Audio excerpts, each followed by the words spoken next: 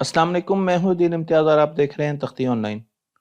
आज की video quantum mechanics के बारे में है। लेकिन इस वीडियो को शुरू करने से पहले मैं आपको ये बताना चाहता हूं कि इस वीडियो में मैं आपको छोटी छोटी कहानियां सुनाऊंगा, क्वांटम मैकेनिक्स की कहानियां सुनाऊंगा। इस वीडियो को मैंने बहुत मेहनत से आसान बनाया ताकि हमारे बच्चे क्वांटम मैकेनिक्स को समझ सकें। इस वीडियो में हमने बहुत ज़्यादा मैथमेटिक्स को इन्वॉल्व नहीं किया, बल्कि क्वांटम मैकेनिक्स की कहानी आपको बताने की कोशिश की है ताकि आपको समझ आ सके कि मुख्तलिफ अदवार में साइंसदान क्या काम कर रहे थे और उनका काम किस तरीके से एक दूसरे की मदद कर रहा था। एक साइंसदान जहां पर काम छोड़ता था तो दूसरा साइंसदान वहां से क्या काम शुरू कर देता है। हमें यह भी पता चलेगा कि किस किस्म की मुश्किलात ने हमें क्वांटम मैकेनिक्स की तरफ धकेला। लेकिन इस वीडियो को शुरू करने से पहले मैं आपको ये दरख्वास्त करूंगा कि इस वीडियो को कॉलेजेस स्कूलों में ज़रूर दिखाया जाए, क्योंकि मेरा मकसद इस वीडियो को बनाने का ये है कि ये वीडियो एक आम स्टूडेंट के लिए है जो स्कूल में पढ़ता है, जो कॉलेज में पढ़ता है और यूनिवर्सिटी में पढ़ता है।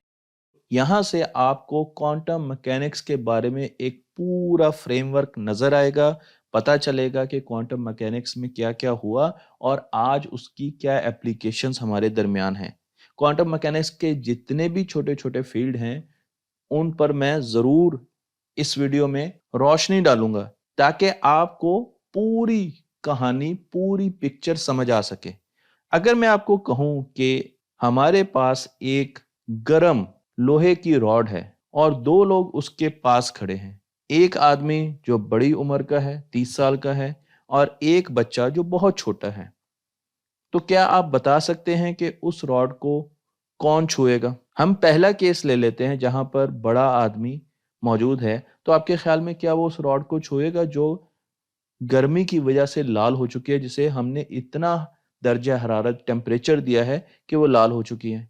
आपका जवाब फौरन यही होगा कि वो इस रॉड को नहीं छुएगा, क्योंकि उसे पता है कि इस रॉड को छूने से उसे नुकसान होगा। लेकिन जब मैं बच्चे की तरफ आऊंगा और बच्चे के बिहेवियर के बारे में पूछने की कोशिश करूंगा कि क्या बच्चा उस रॉड को छुएगा जो कि रोशनी लाल रंग की, ऑरेंज कलर की रोशनी दे रही है, चमक रही है, तो आप थोड़े से तजब्जब का शिकार हो जाएंगे, कंफ्यूजन का शिकार हो जाएंगे, क्योंकि हम ये समझते हैं कि हो सकता है वो बच्चा उसे छू ले क्योंकि उससे रोशनी निकल रही है। लेकिन ये भी हो सकता है कि बच्चा जब उसके पास जाए और उसको टेम्परेचर मिले, दर्जा हरारत मिले, तो वो वापस आ जाए, उसे ना छुए। आदमी का बिहेवियर हमारे नज़दीक प्रेडिक्टेबल है। हम जान सकते हैं, हम उसके बारे में पेशन गोई कर सकते हैं, क्योंकि उसके बिहेवियर को हम अच्छे तरीके से जानते हैं। लेकिन बच्चे का बिहेवियर हमारे नज़दीक अनप्रेडिक्टेबल है, रैंडम है। हम उसे अच्छे तरीके से प्रेडिक्ट नहीं कर सकते, क्योंकि हमें उसके बिहेवियर के बारे में पूरे तरीके से पता नहीं है, क्योंकि उसका बिहेवियर प्रोबेबिलिस्टिक है, उसका बिहेवियर हमें पूरे तरीके से नोन नहीं है। तो क्या इन दोनों के बिहेवियर को हम एक सेट ऑफ रूल से डिफाइन कर सकते हैं? मेरा ख्याल है कि इनको एक सेट ऑफ रूल से डिफाइन नहीं कर सकते, क्योंकि एक तरफ हमारे पास चीजों के बारे में, बिहेवियर के बारे में पूरी इंफॉर्मेशन है, जबकि दूसरी तरफ हमारे पास बिहेवियर के बारे में पूरी इंफॉर्मेशन नहीं है। तो हमें दो अलग सेट ऑफ रूल्स बनाने पड़ेंगे इनके बिहेवियर को डिफाइन करने के लिए। आपने इस एनालॉगी को, इस छोटे से वाक्य को याद रखना है और इसी का इतलाक करेंगे हम क्वांटम मैकेनिक्स पर।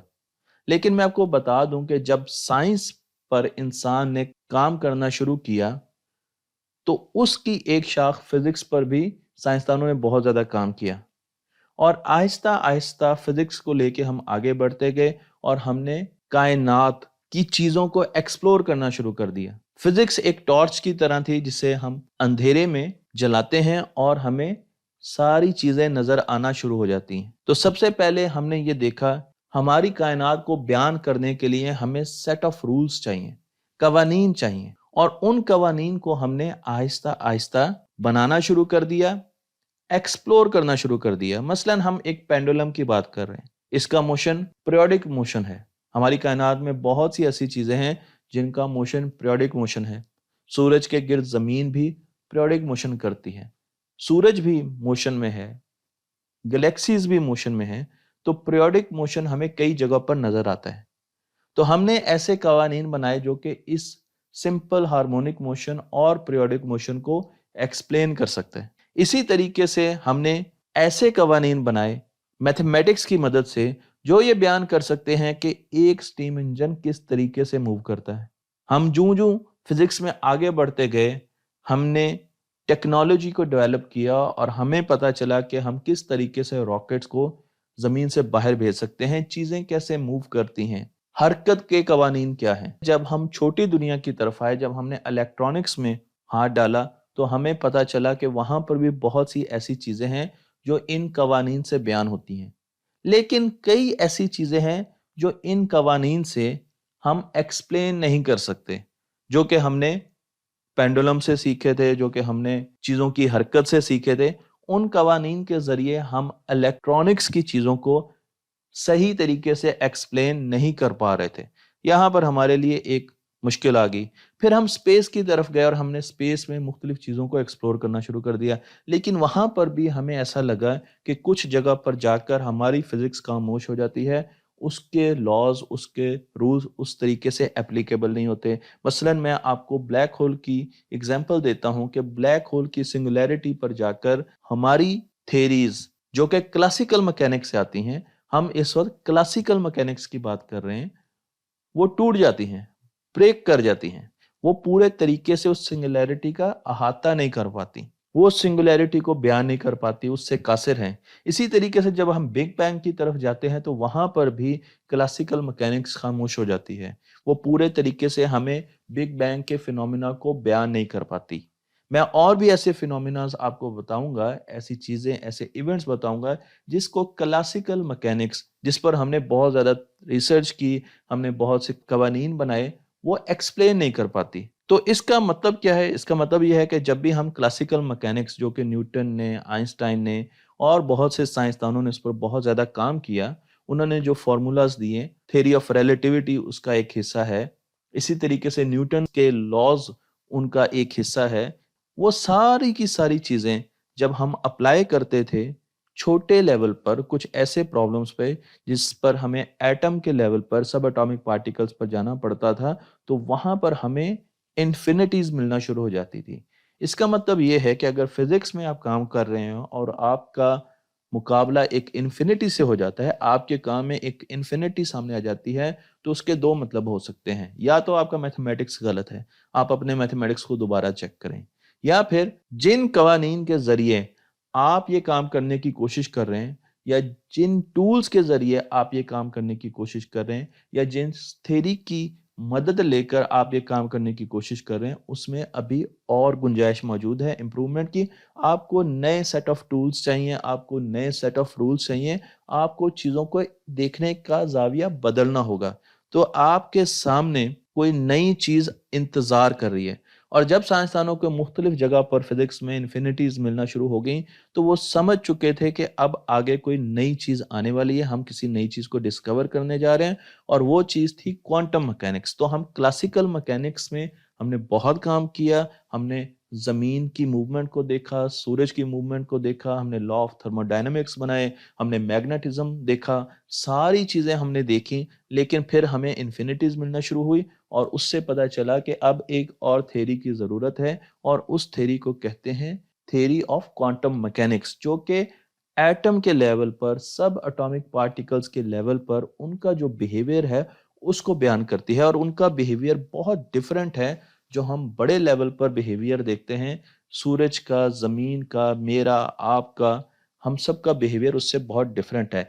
इसीलिए मैंने आपको वो कहानी सुनाई थी बच्चे की और बड़े आदमी की, जिनके बिहेवियर डिफरेंट थे।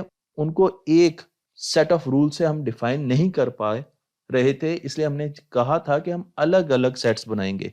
यही काम अब हम यहाँ पर करने जा रहे हैं। हमें पता चला कि अब किसी नई थ्योरी की जरूरत है, इसलिए हमने उसके लिए काम करना शुरू कर दिया। ये बताना बहुत ज्यादा जरूरी है कि साइंस में, फिजिक्स में मॉडलिंग की जाती है चीजों की। अमूमन चीज़ों को ऑब्जर्व किया जाता है। आपके पास एक आइडिया आता है, ऑब्जर्व किया, और उसके बाद हम उस उसका मैथमेटिक्स ड्राइव करते हैं। जब हमें मैथमेटिक्स रिजल्ट्स देता है तो उन रिजल्ट्स को प्लॉट किया जाता है और फिर उन रिजल्ट्स को प्लॉट करके हम एक एनिमेशन बनाते हैं, हम एक आर्टिस्ट इंप्रेशन बनाते हैं जो कि उस मैथमेटिक्स से आ रहा होता है। तो कई लोग पूछते हैं कि आर्टिस्ट इंप्रेशन की तो कोई वक़्त नहीं है, लेकिन मैं आपको ये बताता जाऊं कि उसके पीछे बहुत सा मैथमेटिक्स होता है और उसके ज़रिए आप वो एनिमेशन बना रहे होते हैं, जिस तरीके से इंटरस्टेलर में हमने ब्लैक होल बनाया।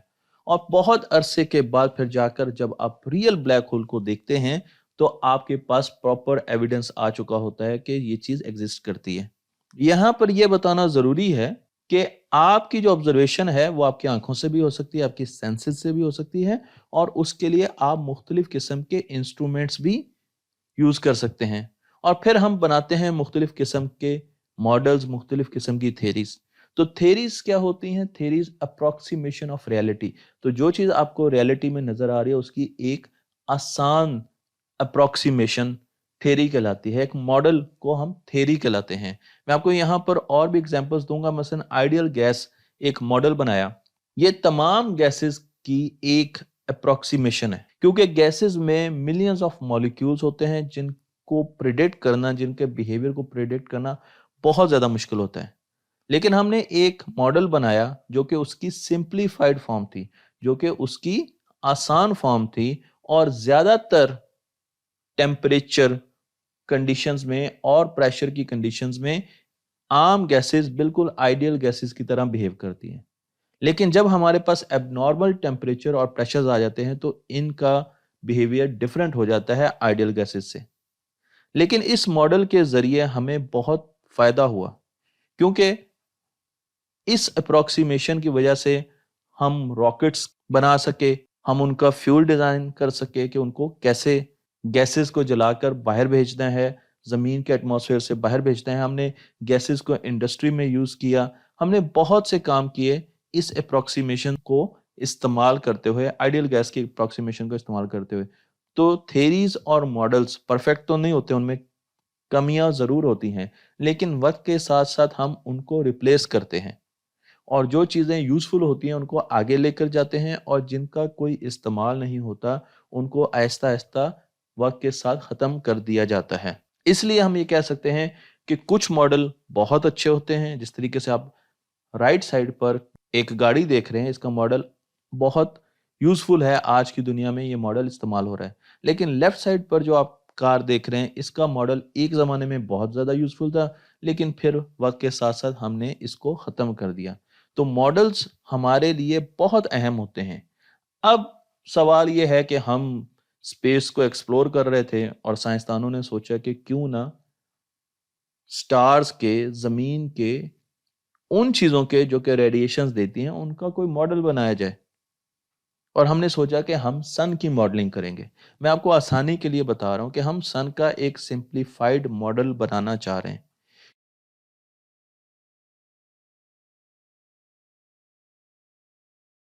तो थेरीज और मॉडल्स परफेक्ट तो नहीं होते, उनमें कमियां जरूर होती हैं, लेकिन वक्त के साथ साथ हम उनको रिप्लेस करते हैं और जो चीज़ें यूज़फुल होती हैं उनको आगे लेकर जाते हैं और जिनका कोई इस्तेमाल नहीं होता उनको आहिस्ता आहिस्ता वक्त के साथ ख़त्म कर दिया जाता है।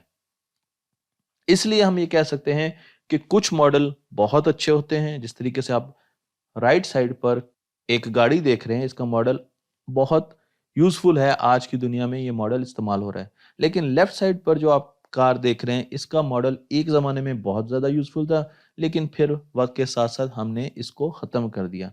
तो मॉडल्स हमारे लिए बहुत अहम होते हैं। अब सवाल ये है कि हम स्पेस को एक्सप्लोर कर रहे थे और साइंसदानों ने सोचा कि क्यों ना स्टार्स के, उन चीज़ों के जो कि रेडिएशंस देती हैं उनका कोई मॉडल बनाया जाए। और हमने सोचा कि हम सन की मॉडलिंग करेंगे।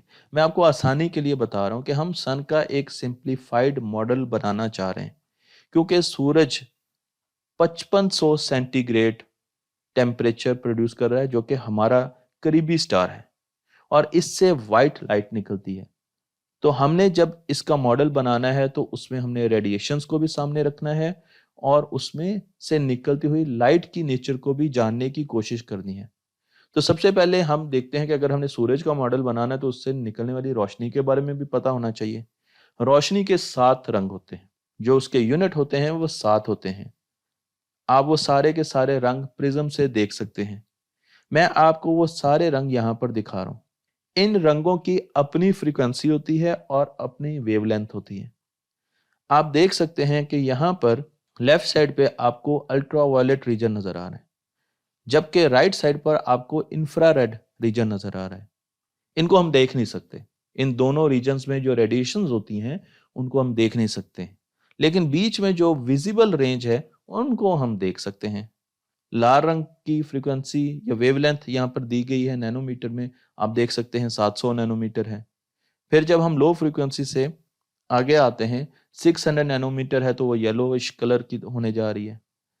500 पर वो ब्लूइश हो जाती है और 400 पर वो पर्पल कलर इख्तियार कर लेती है। और नीचे अगर आप देखें तो आपको साइनोसॉइडल वेव भी नजर आ रही है, जो कि आपको बता रही है कि किस तरीके से उसकी वेवलेंथ चेंज हो रही है। तो रोशनी जो सूरज से आती है उसके 7 रंग है और हर रंग के साथ साइनोसॉइडल वेव फ्रीक्वेंसी और वेवलेंथ के साथ जुड़ी होती है और ये मुख्तलिफ होती है हर रंग की। मैं यहाँ पर आपको एक छोटा सा एक्सपेरिमेंट बता रहा हूँ जो कि आप स्कूलों में भी करवा सकते हैं।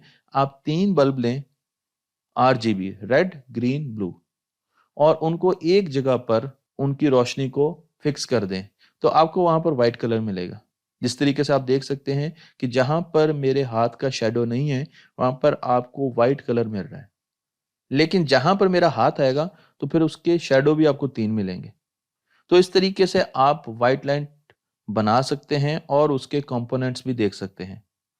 यहां पर पूरा एक इलेक्ट्रोमैग्नेटिक स्पेक्ट्रम मैंने दिया है, क्योंकि व्हाइट लाइट इलेक्ट्रोमैग्नेटिक स्पेक्ट्रम का एक बहुत छोटा हिस्सा है। सूरज से हम तक बहुत सी मुख्तलिफ किस्म की रेडिएशंस पहुंचती हैं। मैं आपको सारी रेडिएशंस यहाँ पे दिखा रहा हूँ। रेडियो वेव्स भी आती हैं, माइक्रोवेव्स भी आती हैं, इंफ्रारेड आती है, विजिबल लाइट आती है, अल्ट्रावायलेट, एक्स रेज और गैमा रेज।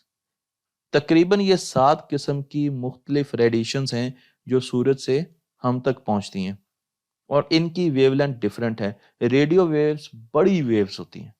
कुछ वेव्स का साइज तो जमीन के बराबर होता है, लेकिन जैसे जैसे हम दाईं तरफ आएंगे तो फ्रीक्वेंसी बढ़ती जाएगी वेव्स की, यानी वेव्स कंप्रेस होती जाएंगी और उनकी वेवलेंथ कम होती जाएगी।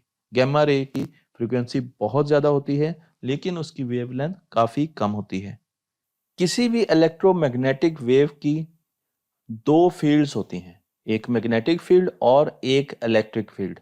दोनों आपस में परपेंडिकुलर होती हैं।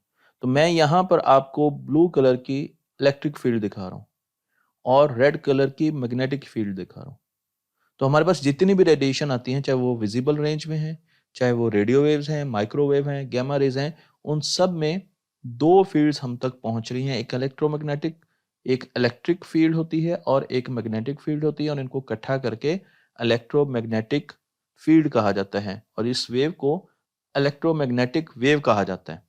चलें, ये तो हमें रोशनी के बारे में पता चल गया, लेकिन साथ साथ ये भी बता दूं कि ह्यूमन बॉडी भी शाइन करती है। जिस तरह सूरज शाइन करता है, सितारे शाइन करते हैं, इसी तरीके से हमारी बॉडी भी शाइन करती है। लेकिन हमारी बॉडी विजिबल लाइट नहीं देती, बल्कि वो शाइन करती है इंफ्रारेड रीजन में, IR रीजन में।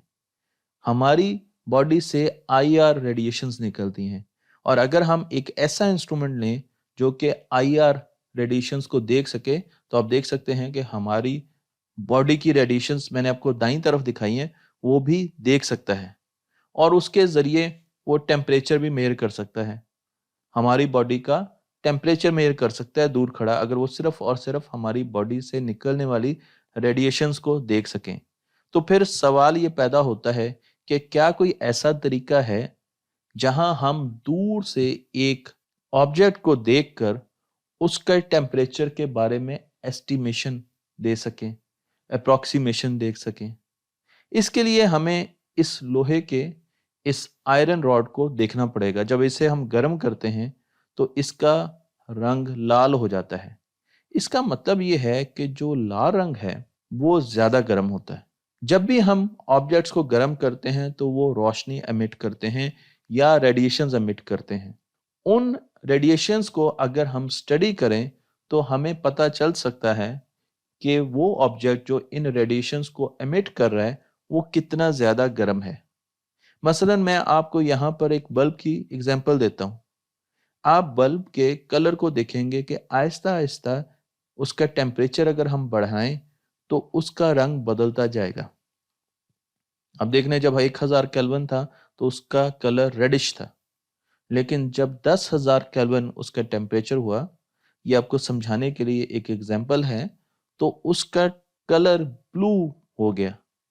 इसका मतलब ये है कि टेम्परेचर का लाइट जो वो प्रोड्यूस कर रहा है उसकी इंटेंसिटी के साथ, क्योंकि ब्लू कलर की फ्रिक्वेंसी ज्यादा है, रेड कलर की फ्रिक्वेंसी कम है, तो लाइट और टेम्परेचर इनका आपस में कोई ताल्लुक है। इस चीज को समझते हुए हमने जो मॉडल बनाया स्टार्स का, सूरज का, वो है ब्लैक बॉडी मॉडल। ये एक ऐसी बॉडी है जो तमाम रेडिएशंस को रिसीव करती है, एब्जॉर्ब करती है, उनको रिफ्लेक्ट नहीं करती, एब्जॉर्ब करती है। जो भी रेडिएशन आती है, चाहे वो रेडियो रेडिएशन है, चाहे वो विजिबल रेडिएशन है, विजिबल रेंज में रेडिएशन है, चाहे वो गैमा रेंज में रेडिएशन है, ये उन तमाम को एब्जॉर्ब कर लेती है। इसका टेम्परेचर आहिस्ता आहिस्ता बढ़ना शुरू हो जाता है और फिर एक वक्त आता है जिसमें ये वो तमाम रेडिएशन जो ये इसने एब्जॉर्ब की होती हैं, ये हर फ्रीक्वेंसी में रेडिएट करती है। ब्लैक बॉडी एक ऐसी बॉडी है जिससे लाइट रिफ्लेक्ट नहीं हो सकती, इसने एब्जॉर्ब जरूर करना है और ये रेडिएट भी करती है। इस चीज को एक्सपेरिमेंटली हमें बताया वाइन एंड लूमर ने 1895 में। उन्होंने एक ओवन लिया, उस ओवन में एक छोटा सा सुराख किया और उसके आगे एक डिफ्रैक्शन ग्रेटिंग रखी। डिफ्रैक्शन ग्रेटिंग एक ऐसा इक्विपमेंट है जो लाइट को उसके हिस्सों में, उसके यूनिट्स में कर देता है, यानी लाइट को अपने सात रंगों में ले आता है। और उसके बाद उन्होंने उस ओवन को गर्म करना शुरू कर दिया। तो जैसे जैसे उसका टेम्परेचर बढ़ा, उन्होंने उसकी इंटेंसिटी, जो सुराख से रेडिएशन आ रही थी, उनकी इंटेंसिटी और उनकी वेवलेंथ को प्लॉट करना शुरू कर दिया। और मेरे पास यहाँ पर ये ग्राफ आ गया। अब ये जो ग्राफ है, ये मैं आपको यहाँ पर दिखा रहा हूं। इस ग्राफ में आपको सूरज के बारे में भी इंफॉर्मेशन मिलेगी, उसका ब्लैक बॉडी रेडिएशन कर्व भी मिलेगा, आपको एक सिंपल बल्ब के कार्बन आर्क लैंप का कर्व भी मिलेगा और आपको एक सिंपल लैंप फिलामेंट का कर्व भी मिलेगा। तो जब उन्होंने उसको थोड़ा थोड़ा गर्म किया तो उसमें से मुख्तलिफ रेडिएशन निकलना शुरू होगी। उन रेडिएशन को हमने प्लॉट किया तो हमारे पास 3000 केल्विन जब उसका टेम्परेचर था तो ये कर्व आया, नीचे वाला कर्व आया, ये वाला कर्व आया 3000। फिर हमने और उसको गर्म करना शुरू कर दिया तो अब उसमें आप देखें इंफ्रारेड रेडिएशंस और ज्यादा आ गई, ये ऊपर वाला कर्व आया। यहां पर आप देखें तो विजिबल लाइट में भी कुछ उसका हिस्सा है, विजिबल लाइट भी जनरेट हो रही है, तो वो ग्लो करना शुरू हो गया क्योंकि रेड कलर हमें ज्यादा नजर आ रहा है। अल्ट्रा वायलेट बहुत ही कम है। तो ये हमारे पास 4000 केल्विन टेम्परेचर पर उसका कर्व ये था और ये कार्बन आर्क लैंप यानी उस जैसी रोशनी दे रहा था। और फिर हमने उसे और गर्म किया, जब हम 6000 केल्विन पर गए तो उसका ब्लैक बॉडी रेडिएशन कर्व इस तरीके का था, ये ऊपर वाला कर्व था। और यहां पर आप देखें तो विजिबल लाइट में काफी ज्यादा इंटेंसिटी है। यहाँ लेफ्ट साइड पर इंटेंसिटी को प्लॉट किया तो विजिबल लाइट की बहुत ज्यादा इंटेंसिटी है। इसका मतलब ये है कि विजिबल लाइट काफी ज्यादा और आपको यहाँ पर व्हाइटिश कलर हो सकता है उसका मिले। और आपके पास अल्ट्रावायलेट भी है, आपके पास इंफ्रारेड रेंज में भी रेडिएशंस मौजूद हैं। तो ये एक सूरज की अप्रोक्सीमेशन थी जो कि उस होल के जरिए हमें नजर आ रही थी, ब्लैक बॉडी अप्रोक्सीमेशन थी। अगर आप ब्लैक बॉडी की एग्जांपल्स लेंगे तो जमीन भी ब्लैक बॉडी की एग्जांपल है, मार्स भी है और सूरज भी है। लेकिन सारे मॉडल परफेक्ट नहीं होते, इसलिए जमीन जरूर रेडिएट करती है, मार्स भी रेडिएट करता है, लेकिन ये बहुत अच्छी एग्जांपल्स नहीं है ब्लैक बॉडी की, जबकि सूरज और सितारे अच्छी एग्जांपल्स हैं ब्लैक बॉडी की। इन तमाम ब्लैक बॉडीज को आइडियली तमाम लाइट को एब्जॉर्ब करना चाहिए और इन्हें infinite amount of radiations produce करनी चाहिए हर फ्रीक्वेंसी में। मैं आइडियल ब्लैक बॉडी की बात कर रहा हूं। लेकिन जब हम क्लासिकल मैकेनिक्स में आते हैं तो यहाँ पर हमें चीजें एक खास अंदाज में होती हुई नजर आती हैं। अगर आप मरीख की मूवमेंट को देखें, मार्स की मूवमेंट को देखें तो कॉन्टिन्यूस पैटर्न है। आप 1 सेकंड, 1 घंटे, 1 मिनट किसी टाइम पर भी बता सकते हैं कि मरीख की मूवमेंट, मार्स की मूवमेंट क्या होगी और उसकी ओरिएंटेशन क्या होगी। सूरज के गिर्द आप जमीन की मूवमेंट भी बता सकते हैं। मैं आपको कोई टाइम भी दे दूं, आप उसमें बता सकते हैं कि इस टाइम पर ये चीज इस पोजीशन पर होगी। तो पोजीशन भी कॉन्टिन्यूसली चेंज हो रही है लेकिन कॉन्टिन्यूस है, और टाइम तो है ही कॉन्टिन्यूस हमारे पास। तो आप किसी जगह भी लोकेट कर सकते हैं चीजें। बिहेवियर पैरामीटर्स कॉन्टिन्यूस होते हैं क्लासिकल मैकेनिक्स में। लेकिन जब हम क्लासिकल मैकेनिक्स को अप्लाई करते हैं ब्लैक बॉडी रेडिएशन पर, हम इलेक्ट्रोमैग्नेटिज्म के लॉज को अप्लाई करते हैं, थर्मोडायनेमिक्स के लॉज को अप्लाई करते हैं, और जब हम ब्लैक बॉडी रेडिएशंस की इक्वेशंस को सॉल्व करने की कोशिश करते हैं तो वहां पर आती है एक इन्फिनिटी, वहां पर आता है एक बहुत बड़ा मसला। और वो मसला ये है कि black body radiation infinite amount of ultraviolet radiation देती है जब भी हम उसे मैथमेटिक्स की नजर से देखते हैं। इस चीज को रेले जीन्स कैटेस्ट्रॉफी भी कहा जाता है। तो मैं आपको यहां पर उसका ग्राफ भी दिखाऊंगा, और यहां पर मैंने आपको लिख के भी बताया है कि ideal black body at thermal equilibrium will radiate in all frequency ranges emitting more energy as the frequency increases. क्योंकि उस वक्त लोग एटम के बारे में जानते नहीं थे। वो ये समझते थे कि ब्लैक बॉडी में जो पार्टिकल्स हैं वो छोटे छोटे स्प्रिंग्स हैं, और जब वो स्प्रिंग वाइब्रेट करते हैं तो वो लाइट को जनरेट करते हैं। तो हमारे लाइट के कॉन्सेप्ट भी उस वक्त वाजे नहीं थे, और लाइट इस तरीके से प्रोड्यूस होती है। अब जब हमारे सामने एक ऐसी चीज आई जो कि पॉसिबल नहीं है, और मैं आपको बताऊंगा कि क्यों पॉसिबल नहीं है। आप देख सकते हैं यहाँ पर रेले जीन्स लॉ जो हमें बताता है अल्ट्रावायलेट कैटेस्ट्रॉफी, कि जब हम एनर्जी कैलकुलेट करने की कोशिश करते हैं तो ब्लैक बॉडी आइडियल कंडीशन में infinite amount of energy produce करती है, जबकि law of conservation of energy कहता है कि आप ये काम नहीं कर सकते। तो violation of law of conservation of energy है कि एनर्जी तो कंजर्व्ड है, एनर्जी तो फिक्स्ड है। आप उसकी शक्ल तो बदल सकते हैं लेकिन आप ना तो एनर्जी प्रोड्यूस कर सकते हैं और ना ही आप एनर्जी को खत्म कर सकते हैं। तो फिर ये कैसे हुआ कि हमारे पास infinite amount of energy black body radiation से मिल रही है? इसका मतलब ये है कि ये थ्योरी जिससे हम ब्लैक बॉडी रेडिएशन को, यानी क्लासिकल मैकेनिक्स की थ्योरी जिसके जरिए हम ब्लैक बॉडी रेडिएशन को एक्सप्लेन करने की कोशिश कर रहे हैं, ये उसके लिए नाकाफी है। ब्लैक बॉडी रेडिएशन का मॉडल बनाने के लिए हमें किसी और थ्योरी की जरूरत है। हमें चीजों को किसी और जाविये से देखने की जरूरत है। और अब आ रही है आहिस्ता आहिस्ता क्वांटम मैकेनिक्स। तो क्वांटम मैकेनिक्स जो पहले सुपरस्टार हैं उनका नाम है मैक्स प्लांक, और उन्होंने आके कहा कि हम रोशनी को कॉन्टिन्यूस शेप में देखते हैं। हम समझते हैं कि रोशनी कॉन्टिन्यूस है, जबकि रोशनी डिस्क्रीट पैकेट्स हैं, छोटे छोटे पैकेट्स हैं। तो मैं आपको यहाँ पर छोटी छोटी गेंदें दिखा रहा हूँ आपको बताने के लिए कि रोशनी पानी की तरह, समंदर की तरह कॉन्टिन्यूस नहीं है, बल्कि ये छोटी छोटी गेंदों की तरह है जो कि बहुत तेजी से एक जगह से दूसरी जगह मूव करती हैं। और इन गेंदों को क्वांटा कहा जाता है। क्वांटा का मतलब है एनर्जी के पैकेट। तो रोशनी छोटे छोटे एनर्जी के पैकेट से मिलकर बनी होती है जो कि डिस्क्रीट होती है, और इसकी एनर्जी कैलकुलेट करने के लिए प्लांक्स ने हमें एक इक्वेशन दी। आप एक पैकेट की एनर्जी, एक पैकेट को फोटोन कहा जाता है, तो आप एक फोटोन की एनर्जी कैलकुलेट कर सकते हैं प्लांक्स कांस्टेंट को मल्टीप्लाई करके उसकी फ्रीक्वेंसी से। तो अगर फ्रीक्वेंसी ज्यादा है तो उस पैकेट की एनर्जी भी ज्यादा है, और अगर फ्रीक्वेंसी रेडिएशन की कम है तो उस पैकेट की एनर्जी भी कम है। जबकि प्लांक्स कांस्टेंट की वैल्यू मैंने आपको यहां पर दी है। इसका मतलब यह है कि अगर फोटॉन्स डिस्क्रीट हैं, डिस्क्रीट एनर्जी पैकेट्स हैं, तो फिर एनर्जी भी तो डिस्क्रीट हुई, एनर्जी भी कॉन्टिन्यूस नहीं हो सकती। एनर्जी भी डिस्क्रीट लेवल्स में एग्जिस्ट करती है। Light is made of packets of photons which have discrete energy. तो ये एनर्जी के भी पैकेट हैं, सिर्फ लाइट के पैकेट नहीं है, एनर्जी के भी पैकेट हैं। तो लाइट को हम समझते थे पहले एक बहती हुई नदी, जो मैंने आपको दाईं तरफ दिखाई है, लेकिन प्लांक्स ने हमें कहा कि लाइट बहती हुई नदी नहीं है, ये छोटे छोटे फोटॉन्स यानी कि लाइट के पैकेट्स पर मुश्तमिल एक बहाव है जो हमें रोशनी की सूरत नजर आता है। लेकिन रोशनी फिर भी आती कहाँ से है, अभी तक हम इस सवाल को नहीं समझ पाए।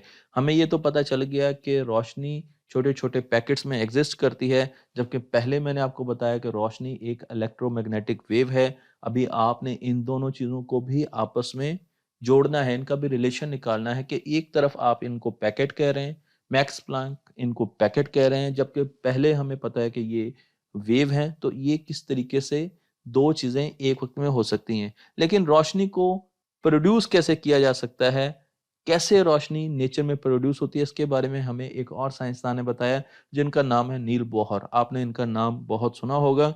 और नील बोहर ने हमें बताया रोशनी एटम से प्रोड्यूस होती है, रोशनी एटम से प्रोड्यूस होती है, और एटम के न्यूक्लियस के गिर्द फिक्स्ड एनर्जी लेवल्स हैं जो कि मैंने आपको सर्कल से दिखाए, जिनके बीच में इलेक्ट्रॉन्स घूम सकते हैं। तो यहां पर मैंने आपको 3 एनर्जी लेवल दिखाए और उनको दाईं तरफ सिंपल करके बनाया है। तो पहला जो चक्कर है न्यूक्लियस के गिर्द, उसको हमने N1 एनर्जी लेवल कहा है।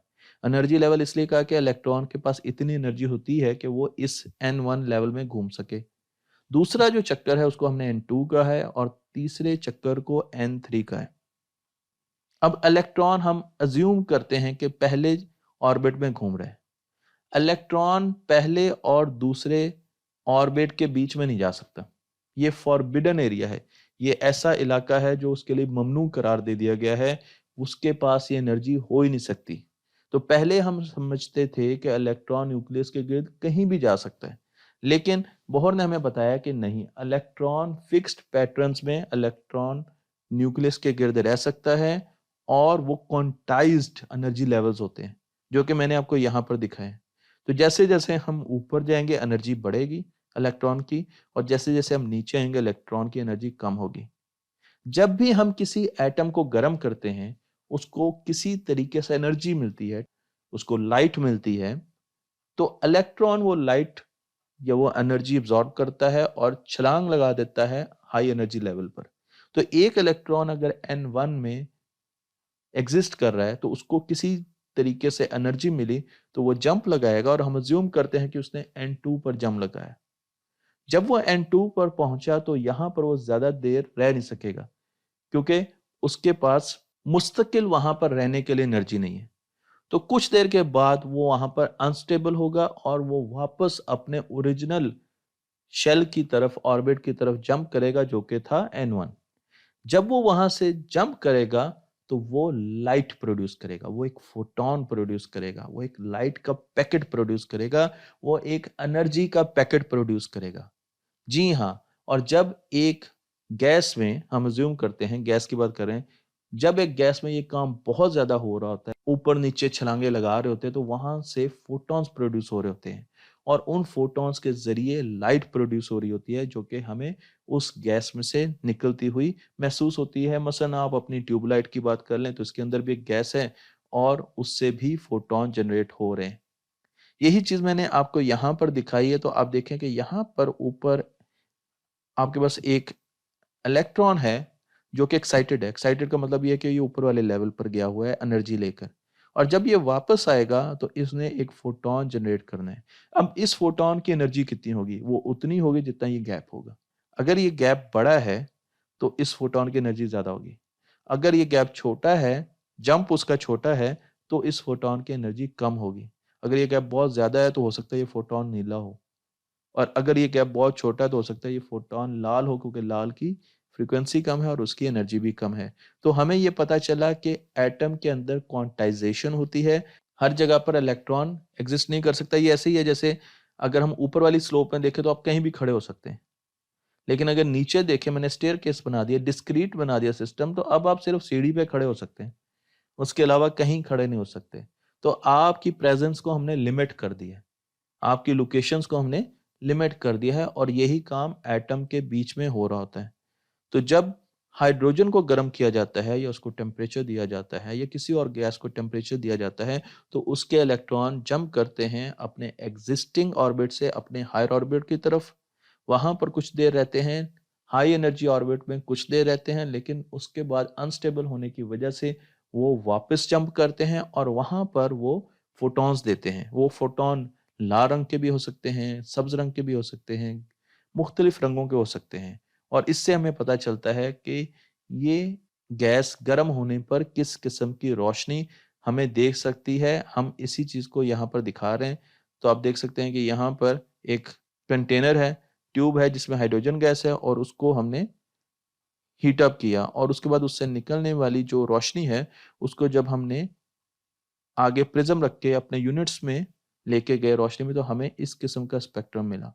ये चीजें हमें बताई थी बोहर ने। तो इसका मतलब ये कि हर एटम का, यानी हर एलिमेंट के एटम का, हाइड्रोजन का, हीलियम का, सोडियम का, इन सब का स्पेक्ट्रम, एमिशन स्पेक्ट्रम डिफरेंट होगा क्योंकि इनके एनर्जी लेवल डिफरेंट हैं।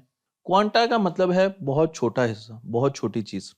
इस पूरी थ्योरी को क्वांटम मैकेनिक्स का नाम दिया गया कि ये एक छोटी चीजों की थ्योरी है। छोटी चीजें डिफरेंटली बिहेव करती हैं क्लासिकल मैकेनिक्स से, इसलिए इसे हमने क्वांटम मैकेनिक्स का नाम दिया। तो मैं आपको एक छोटी सी एग्जांपल देता हूं कि आप अगर साइज में बड़े हैं, जो चीजें साइज में बड़ी हैं और जिनकी स्पीड बहुत कम है, उनको हम क्लासिकल मैकेनिक्स में डील करते हैं। उनके जो रूल्स होते हैं, उनके जो थेरीज होती हैं, वो क्लासिकल मैकेनिक्स में हम डेवलप करते हैं। लेकिन अगर साइज जिनके बड़े हों, और यहाँ पर लिमिट्स भी दी गई हैं साइज की, आप देख सकते हैं, और वो बहुत तेजी से मूव कर रही हो, तो फिर उनको क्लासिकल मैकेनिक्स से हम डिफाइन नहीं कर सकते उनके बिहेवियर को। हमें रिलेटिविस्टिक मैकेनिक्स में जाना पड़ेगा। आइंस्टाइन की थ्योरीज इसमें आ जाएंगी। आपने देखा होगा थ्योरी ऑफ रिलेटिविटी, और इन पर मैंने बहुत सी वीडियोस बनाई हैं। उनको हमने डिफरेंटली सेट ऑफ रूल से डिफाइन करना पड़ेगा, उनके बिहेवियर को देखना पड़ेगा। अगर साइज बहुत छोटा हो जाता है तो फिर हम क्वांटम मैकेनिक्स की तरफ आ जाएंगे। स्पीड इतनी ज्यादा नहीं है लेकिन साइज बहुत छोटा है। लेकिन अगर साइज भी बहुत छोटा है ऑब्जेक्ट्स का और हमारे फ्रेम ऑफ इंटरेस्ट का, और उसकी स्पीड बहुत ज्यादा है, तो फिर हम एक और थ्योरी की तरफ चले जाएंगे जिसे क्वांटम फील्ड थ्योरी कहा जाता है। तो इसलिए जब हम ये बात करते हैं कि फोटोन का मोमेंटम जीरो क्यों नहीं है, हालांकि उसका मैस जीरो है, और मोमेंटम जीरो होता है उस चीज का जिसका मैस जीरो हो, तो फिर फोटोन का मोमेंटम जीरो क्यों नहीं है? तो उसकी वजह यह कि उसे हमने क्लासिकल मैकेनिक्स में डील नहीं करना, बल्कि उसे हमने रिलेटिविस्टिक मैकेनिक्स में डील करना है, क्योंकि फोटोन स्पीड ऑफ लाइट के साथ मूव कर रहा होता है।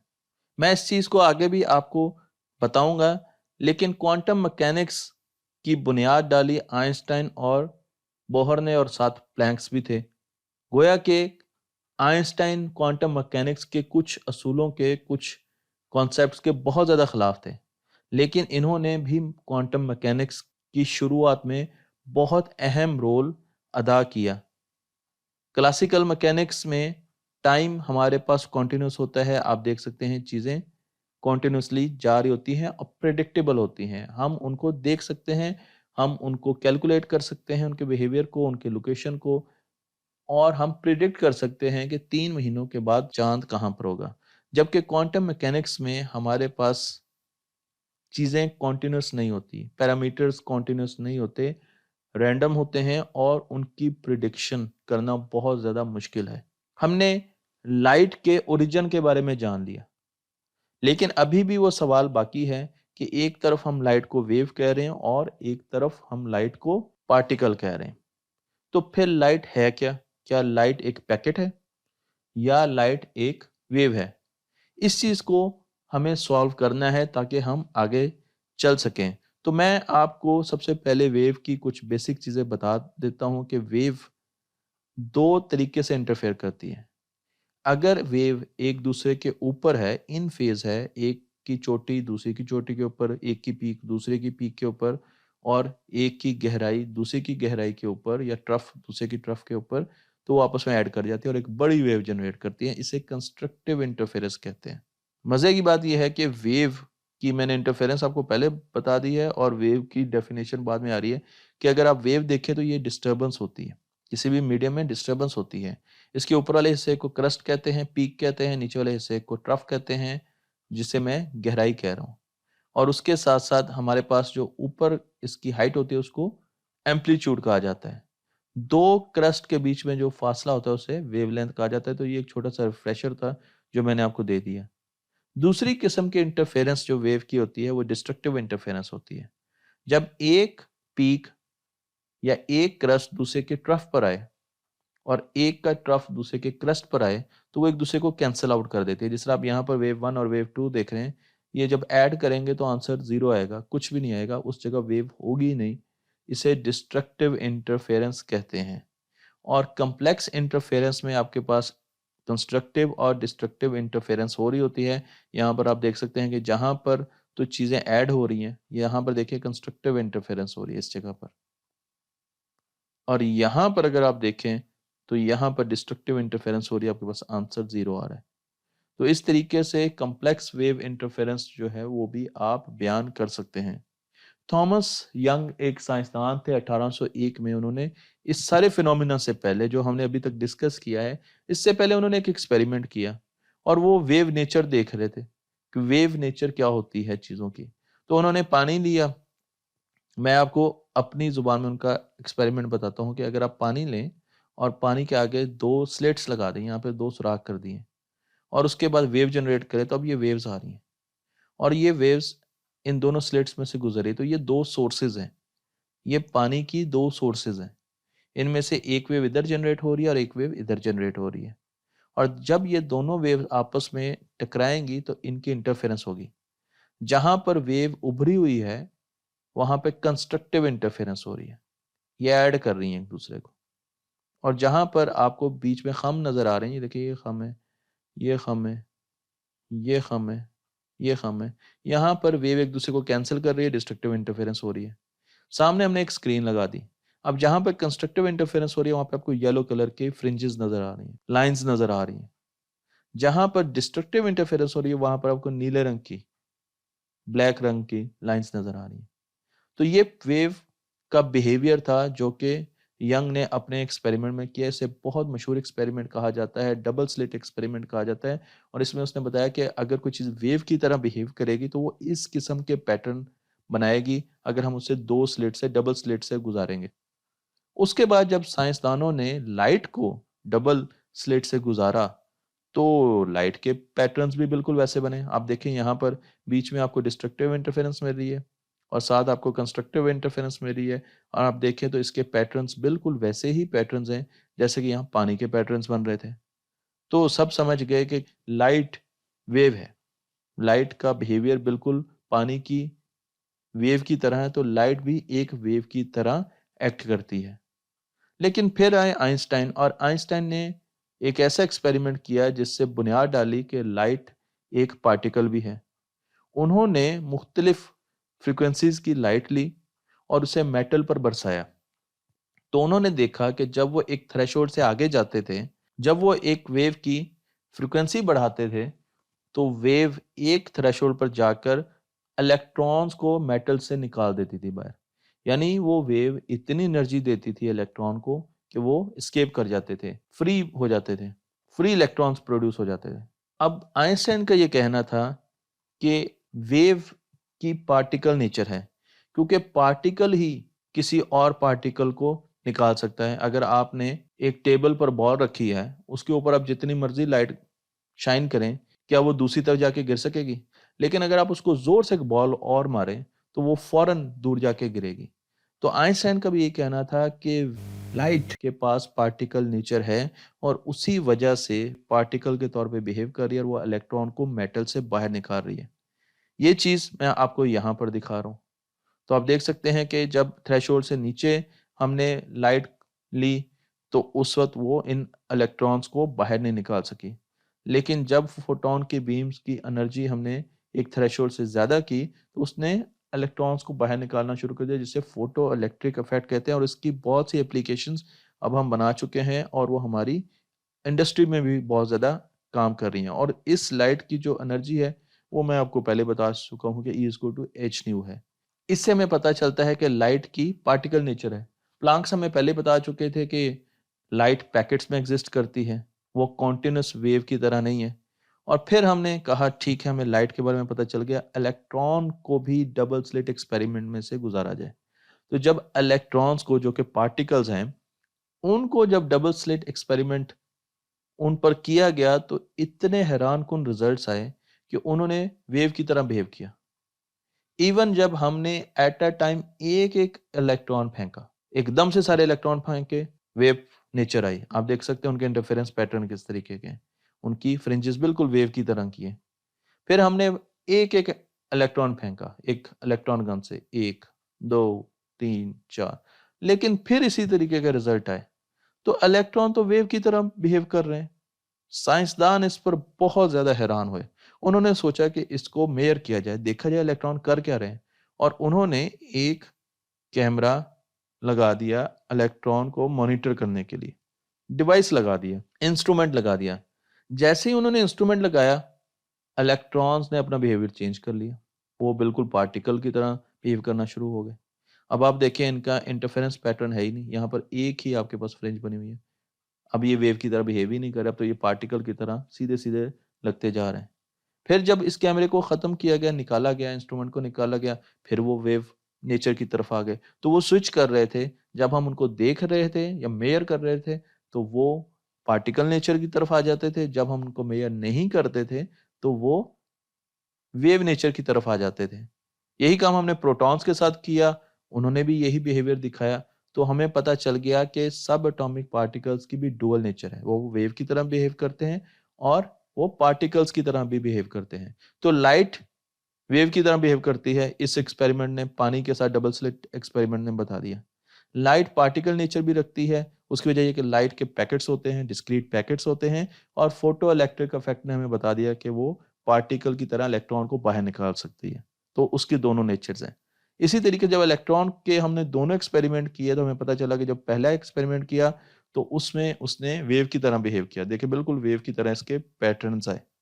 लेकिन जब हमने उसको मेजर करने की कोशिश की तो उसने बिल्कुल पार्टिकल की तरह, गेंदों की तरह, बॉल्स की तरह बिहेव किया, जिस तरह आम गेंदे हम फेंकते हैं। तो उसकी भी दोनों नेचर हैं। तो क्या हर चीज की डुअल नेचर है? तो बात सिर्फ फोटॉन और इलेक्ट्रॉन तक नहीं रहेगी, बल्कि अगर इसी चीज को जनरलाइज किया जाए तो हम ये कह सकते हैं कि हमारी कायनात में जितने भी ऑब्जेक्ट्स हैं वो डुअल नेचर रखते हैं। उनकी एक पार्टिकल नेचर है और एक वेव नेचर है।